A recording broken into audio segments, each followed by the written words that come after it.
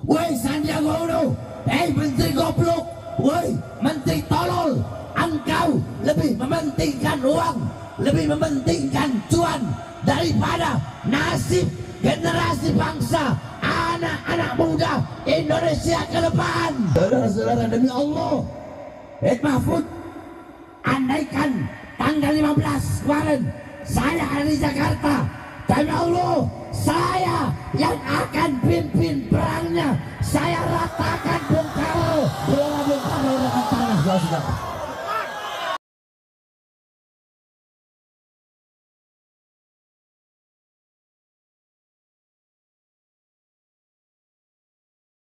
Laki-laki, potongannya kayak laki-laki dia, ya.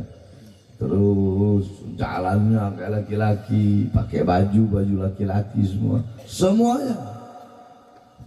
Nah, ini di Indonesia sedang darurat, saudara-saudara. Pemuda-pemudi kita, anak-anak bangsa, banyak yang terjangkit penyakit LGBT. Contoh kemarin, baru kemarin. Ini tanggal berapa? 19.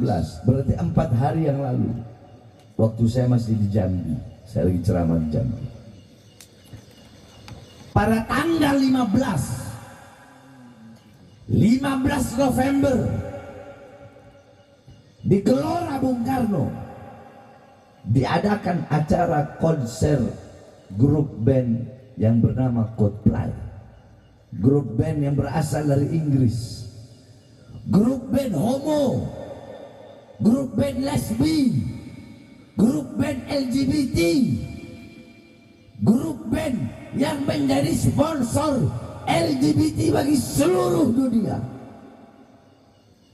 Yang paling banyak nonton bukan orang Kristen, bukan orang Buddha, bukan orang Hindu, bukan orang Katolik, bukan orang kafir, tetapi abnaul muslimin, putra-putri Islam, pemuda-pemudi Indonesia yang merupakan generasi bangsa ke depan.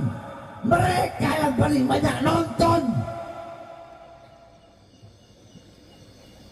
Pejabat-pejabatnya nonton, presiden nonton. Bukannya memberi contoh yang baik, anak-anak nonton di kursi paling depan. Ada lagi wakil presiden, calon wakil presiden nonton, pejabat-pejabat nonton. Ini otaknya di mana?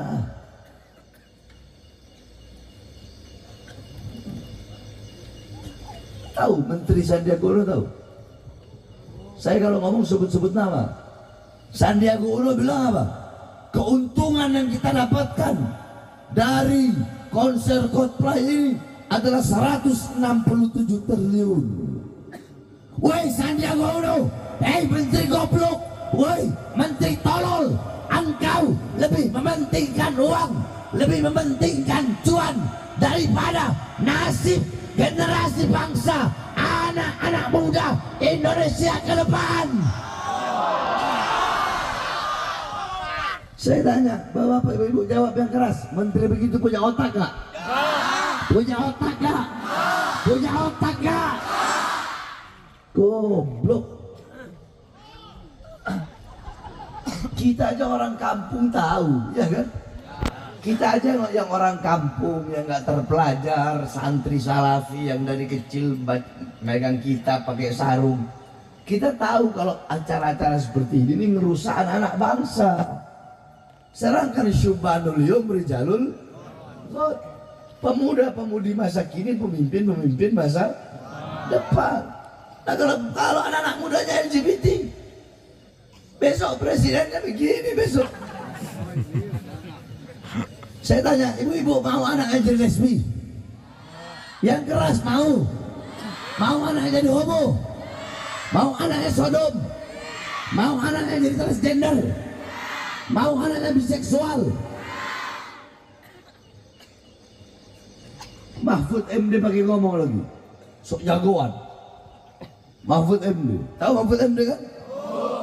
Saya pasang badan, saya akan turunkan seluruh aparat keamanan untuk menjaga konser Coldplay. Untung aja pas itu saya lagi di Jambi. Saudara-saudara, demi Allah, Mahfud, andaikan tanggal 15 kemarin saya ada di Jakarta, demi Allah, saya yang akan pimpin perangnya. Saya ratakan Bung Karno, Bung Karno dengan tanah, saudara. Itu aja yang saya sesalkan. Karena saya nggak bisa tinggalkan acara di Jambi itu. Karena mereka mengundang saya dari dua tahun yang lalu, nggak bisa saya tinggalkan. Tetapi sudah saya seluruh anak buah saya, seluruh murid-murid saya wajibkan untuk datang di sana. Tapi ya begitu, berjuang tidak harus menang. Yang penting adalah berjuangnya. Nggak harus menang. Kalau berjuang untuk menang berarti bukan karena Allah SWT berjuangnya. Jadi namanya perjuangan, ada menang, ya. Ada nggak menang, ada nggak kalah, ada juga kalah. Tetapi dari semua itu perjuangan yang kita lakukan, tidak ada perjuangan yang sia-sia. Semua perjuangan pasti dinilai di sisi Allah SWT. Selama engkau sampaikan kebenaran, suara keadilan, kebenaran milik Allah, keadilan milik Allah, Allah pasti akan memenangkan sesuatu yang menjadi miliknya. Jadi kemarin kita nggak kalah. Kemarin kita nggak kalah. Kita nggak kalah.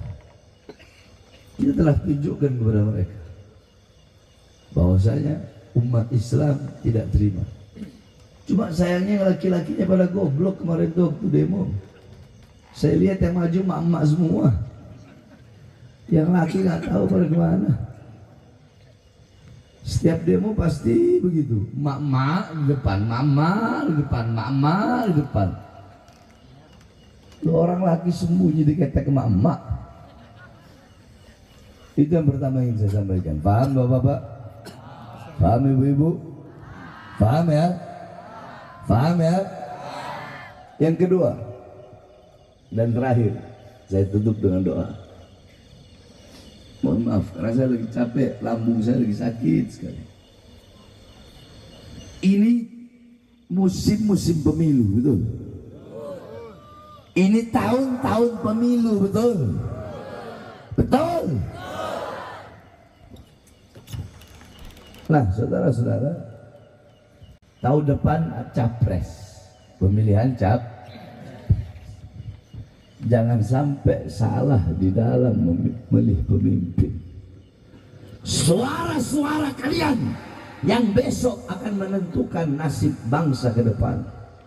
Suara-suara kalian yang menentukan Indonesia akan menjadi negara yang baik atau negara yang buruk, negara yang sejahtera atau negara yang tidak sejahtera, negara yang adil atau negara yang terpuruk, negara yang berdiri sendiri, negara yang tidak butuh kepada negara-negara yang lain, negara yang tidak punya utang, negara yang dimana tidak butuh kepada Amerika, tidak butuh kepada Cina, tidak butuh kepada Inggris, tidak bergantung kepada negara-negara lain, tetapi negara yang berdiri dan sendiri.